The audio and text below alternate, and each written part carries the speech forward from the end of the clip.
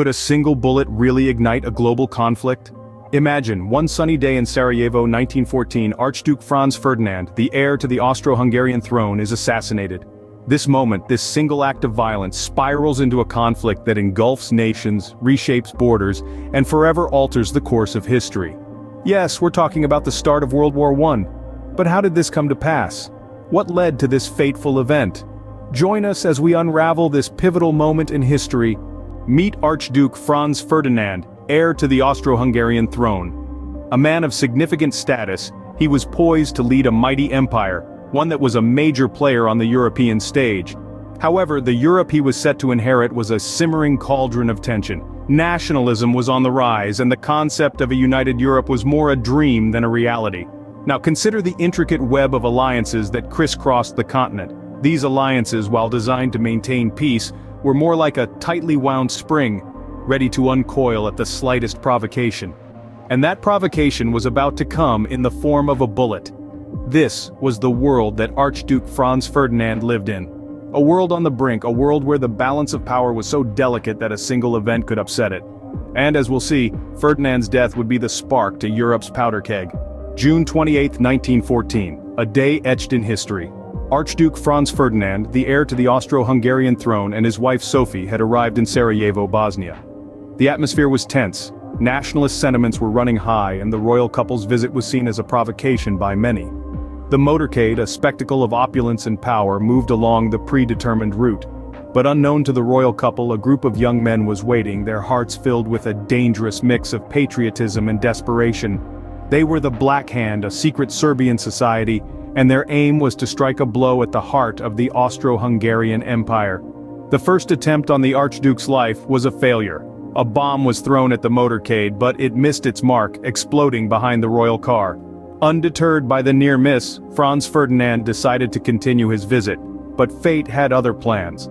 As the motorcade took a wrong turn onto a side street, one of the assassins, Gavrilo Princip, found himself just a few feet away from the Archduke's car.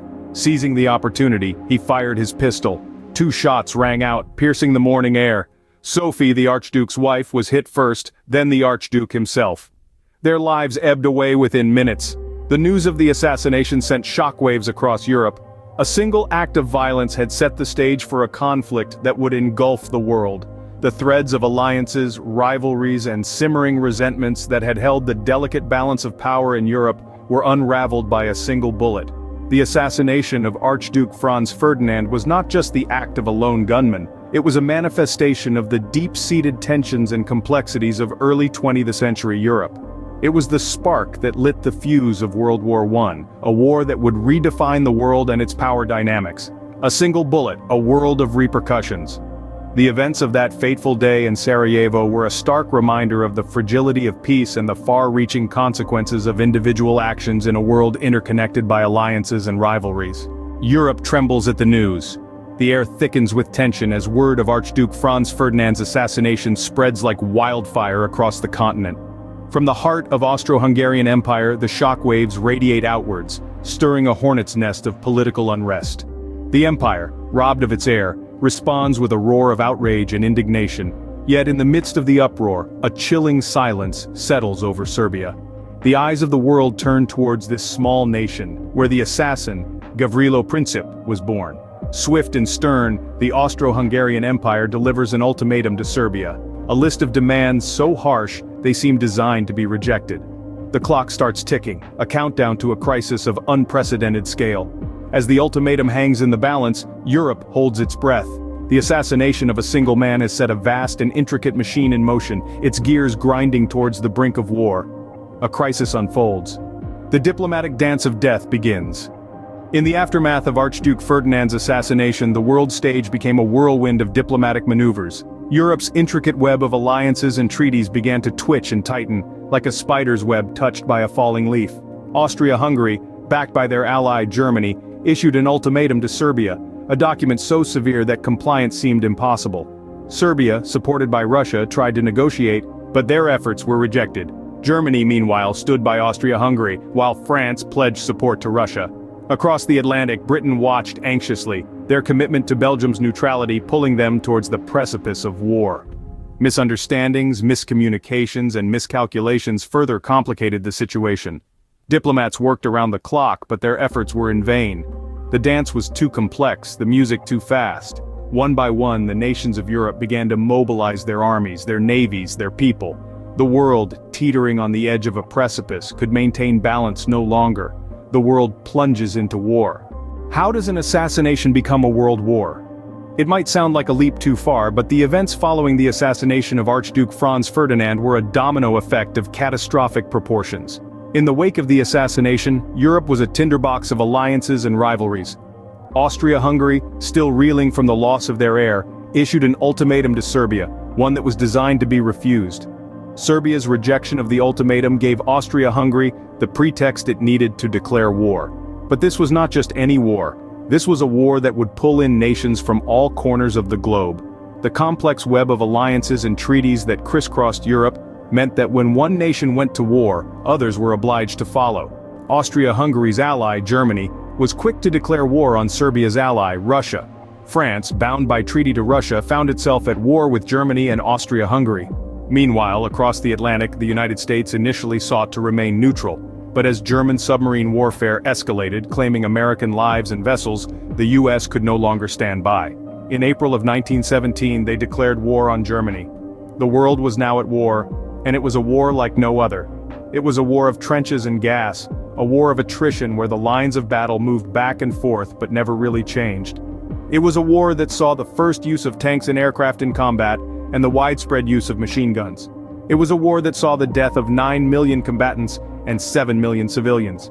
The assassination of Archduke Franz Ferdinand was the spark that lit the fuse. But it was the intricate network of alliances, the militaristic posturing, and the nationalistic fervor that turned that spark into a global conflagration. A world forever changed. The echoes of a gunshot still reverberate. The bullet that ended Archduke Franz Ferdinand's life did not just trigger World War I, it set in motion a series of events that would shape the course of the 20th century. The Treaty of Versailles, signed in 1919, marked the formal end of the war. Yet, it planted seeds of resentment and discord. The penalties imposed on Germany were severe and harsh. The country was held responsible for the war, stripped of its territories, and burdened with crippling reparations. This punitive peace fueled bitterness and laid the groundwork for the rise of Adolf Hitler and the Nazi Party. Meanwhile, the map of Europe was redrawn, empires crumbled, new nations emerged. The Austro-Hungarian Empire, which once boasted of its grandeur, was dismantled, its territories divided among several new states. The Russian, German, and Ottoman empires also met similar fates. The reshaping of borders led to ethnic tensions, conflicts, and power struggles that persist in some form even today. And finally, the assassination and the war it sparked set the stage for another, even more devastating conflict. The unresolved issues from World War I, the economic instability, and the rise of totalitarian regimes all contributed to the outbreak of World War II. The ripples of a single event, far-reaching and profound. The legacy of that bullet fired in Sarajevo continues to shape our world, reminding us of the profound impact of individual actions on the course of history. A century later, we look back. As we delve into modern perspectives, historians view the assassination of Archduke Franz Ferdinand as more than a trigger. Yes, it was the spark that ignited World War I, but it was also a reflection of the tense political climate and intricate alliances of the era. This singular event stands as a testament to the interconnectedness of world history, showing us that even the smallest stone can create ripples across the pond of time. History is a puzzle, and every piece matters. A single bullet, a world at war. In the span of a heartbeat, a shot in Sarajevo ignited the fuse to World War I. It's a stark reminder of how one event, one decision, can ripple across nations, altering the course of history. The assassination of Archduke Franz Ferdinand wasn't just a spark, it was a catalyst, setting in motion a series of events that reshaped our world. As we reflect upon these pivotal moments, we're reminded, in history, every moment counts. Never forget.